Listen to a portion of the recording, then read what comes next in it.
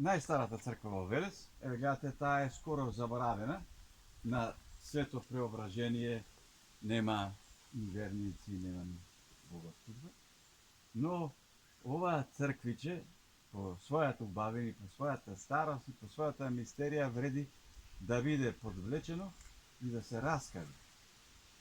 Црквата е посветена на Свети Јован.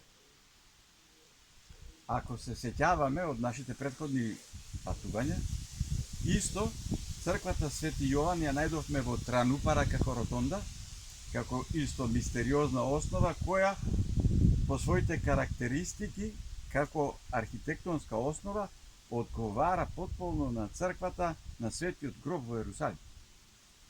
Ова црквиче па одговара тотално на приказната на самотништвото, односно, ајде да речеме, испосничеството на Свети Јован, човекот кој предвиде дека ќе дојде Исус, кој го покрсти.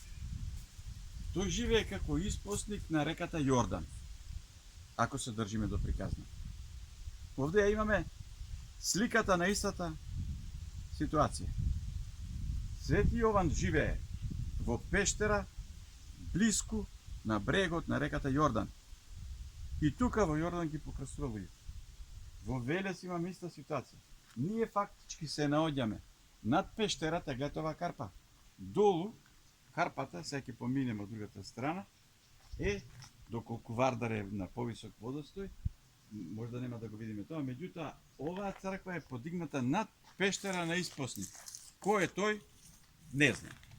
Меѓутоа црквата го носи тоа име.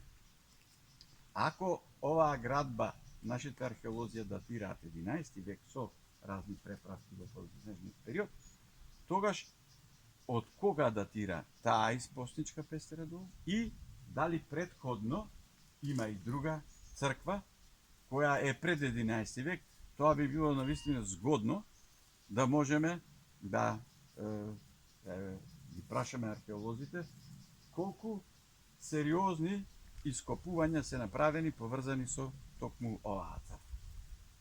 Можеме да погледаме колку е оваа градба направена по принципите на македонската ренесанса. Значи, таа е направена од исклучително вешт архитект, кој го користи материјалот што е тука наоколу, за да може да направи една ваква монументалност која, иако по својата димензија е скромна, меѓутоа пристапот до неа, начинот по кој таа се сретнува со посетителот, зборува за исклучителна монументалност. Во нејзина близина ние како посетители се чувствуваме монументално.